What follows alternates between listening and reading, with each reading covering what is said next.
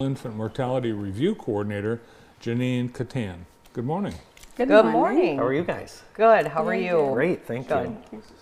Yeah, welcome back. Welcome back to JTV, and we've got a few things that you guys have been working on that we want to talk about, and we've got a lot, maybe some new mothers to be that could benefit from some of the research and work that you've been doing, Janine. Yes. Like you said, I'm the fetal infant mortality review coordinator at Jackson County Health Department. I started a year and a half ago, and my job is, well, I have a lot of job descriptions, but one of them is to promote infant safe sleep to all caregivers, not just the parents, because they are not always with the children and people babysit. Grandparents visit with the children. They all need to hear about infant safe sleep education. And things change all the time, but you're up to speed on the latest. Yes. There's no stuffed animals, there's no blankets, there's no bumper pads in that crib. Yes, so basically, we are following the recommendations from American Academy of Pediatrics, that the babies need to sleep, the ABCs, which a lot of parents know, but they don't really know what they means. A stands that the baby needs to sleep alone in the cribs. B is on the back. C is in the cribs, but not just any crib. It has to be empty, and the mattress need to be flat, and the mattress sheet need to be fitted tightly, not too loose, not too tight either. And you guys have all this information available at the health department. If people have questions, of course, they can call anytime, right? Absolutely. Yep, we have information available, and we work very closely with Michigan Department of Health and Human Services too, that has a safe sleep education department as well.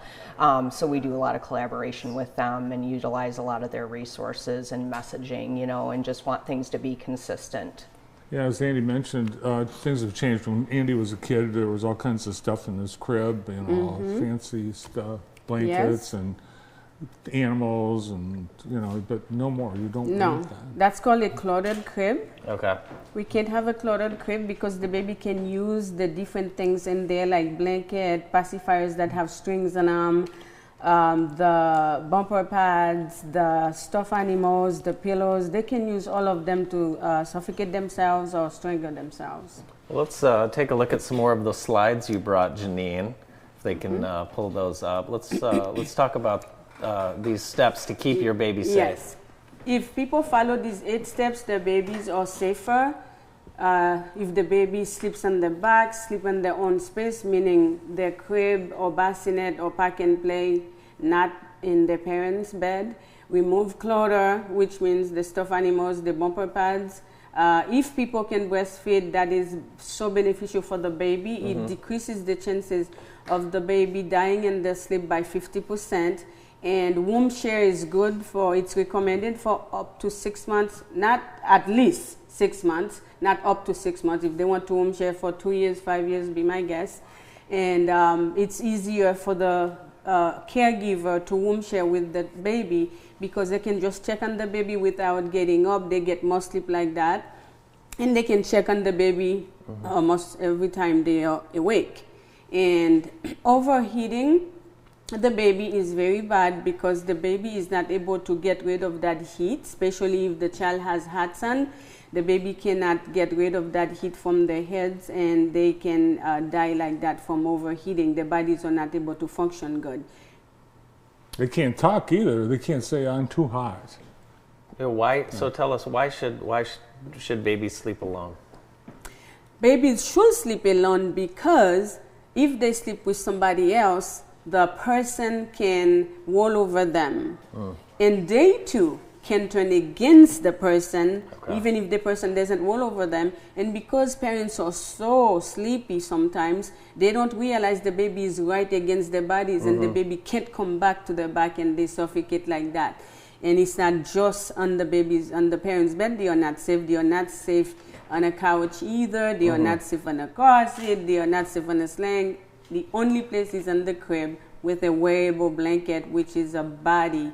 It's an outfit, the blanket. And it's safer for a baby to sleep on their back, correct? Yes, it is, because a lot of people are worried when babies sleep on their back. If they have a GERD, for example, people think if they spit and they are on their back, they are going to choke, but it's the exact opposite. Okay. I have a slide that shows the airway and thank you. So as you can see there on those two slides, the first one is the baby is sleeping on their back, the air tube is blue, the food tube is brown. You can see if this baby spit, because the food tube is below the air tube, then when the baby spits, it goes by gravity to the stomach. But when you look at the second picture, the baby is on the stomach or on the side. If they spit, then it goes straight to the airway, not to the stomach. And you have information on sleeper-related deaths here in Jackson County. Yeah. Yes. So we have made progress in both Michigan and Jackson County. Have made progress from 2023 to from 2022 to 2023. You can see that the infant mortality rate decreases by 2, so it goes from 6.3 to 6.1 in 2023, and the number of infant deaths went from 650 to 607. It goes down in 2023. So that is good news for Michigan. All right, we've got other ways to keep babies safe, and that's when we're driving them around. The car seat, it's a law, the car seat. Yeah, but see, here's what happens here. The car seat, when the baby is in it, the baby is in the car seat in the car, the baby's head extended back, and this baby is able to breathe without any problem whatsoever. But you put the car seat on the ground, the baby's head cannot stay straight. It falls on the chin and the chest, and this baby cannot breathe and suffocates. Now, not just car seat, any inclined device that the baby is in, instead of using 4 steps to turn from back to tummy, they use only 1 step. Should you wake the baby up if they fall asleep while you're driving around? No. You don't need to do that. Never because wake they a are sleeping safe. baby.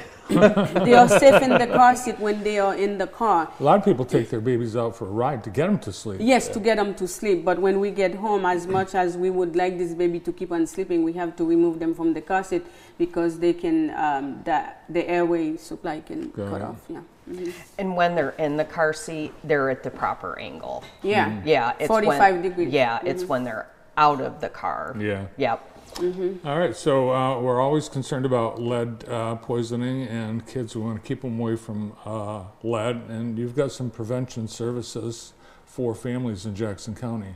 We do. So children who receive lead tests in Jackson County, if they have an elevated blood lead level, which is defined by CDC as 3.5 or higher, we can offer some nurse case management services. There's 2 different types of lead tests. So there's a capillary, which is the finger poke, and then there's the venous draw, which they have to have a confirmatory venous of 3.5 or higher to be eligible for lead services through the health department. And of course it's voluntary, but we can do, whether you have public or private insurance, we can work with families. So we can do up to 6 visits, nursing visits in the home with children who have Medicaid coverage, and then if it's private insurance, we can do 2. Okay. And it's education on nutrition. We do like surface testing in the home to kind of see where that lead source may be coming from, like windowsills and things like that, from chipped paint. And then education, like citrus fruit is very beneficial to kind of draw lead. So grapefruits, oranges, things like that. And then really dark green vegetables are also beneficial to get those lead levels down. We don't want moms to be smoking cigarettes. What about cannabis? The cannabis is bad for the baby when the mother is pregnant and she's smoking it, and even afterwards the baby is still going to have a negative effect. But when the mother is pregnant and she smokes cannabis, marijuana, this baby then has over 50%, this baby's chances of dying in their sleep is increased by over 50 times. Wow. Yes. That's amazing. It's amazing. It's amazing. I said the same thing. For cigarette, it's twice as much. If the parents, if the mother smokes one cigarette during pregnancy, the baby's chance of dying in their sleep increases by 50%. By 50%, it doubles Wow. the risk. Yes. And if they drink alcohol, as people already know, you can have a fetal alcohol syndrome baby. But before we let you guys out of here, let's talk about the pack and play program you have. The Pack and Play program, anyone who is at a poverty level of, is it under 200%? Below the poverty level. Okay. Yeah. Below the poverty level. If they cannot afford the Pack and Play, we provide Pack and Play for them. If they have twins, we give 2 Pack and Plays to make sure that this baby has a safe environment to sleep. And that's one of the things that we do to prevent infants, to prevent babies from dying in their sleep. But also, we provide education too, infant safe sleep education to these mothers who are receiving the Pack and Play, and to any group in the community who is interested. The nursing schools, the career center, the grandparents, the CPS, or any group, the weak people, everybody. Wow, you're doing great work. And Thank thanks you. for all the work you're doing to keep our babies and families in Jackson Safe. County safe. So, thank you. Thanks for coming in today. Thank you both. Yeah, thank you for having us. From the Jackson County Health Department, Ann McClure and Janine Catan. More of the morning show after this.